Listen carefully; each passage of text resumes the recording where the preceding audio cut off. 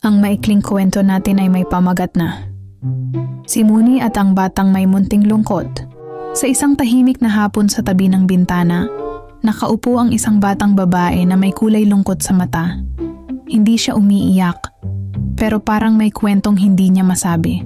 Dumating si Mooney, ang pusang kaliko na parang bolang galing sa araw.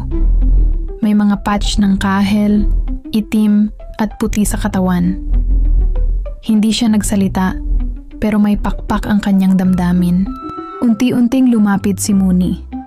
Sa halip na maglaro o mag-ingay, marahan siyang humaplos sa pisngi ng bata. Dumantay ang kanyang ulo sa balikat nito at tumingin sa kanyang mata. Isang tingin na parang sinasabi, "Narito ako. Kahit hindi mo ikwento, naiintindihan ko."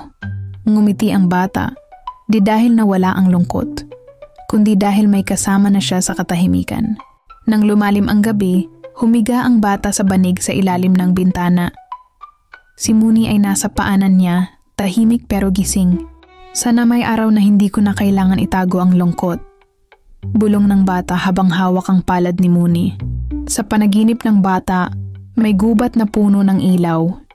At sa gitna nito, isang pulutong ng mga pusang tulad ni Mooney, naglalaro sa ulap ng mga alaala.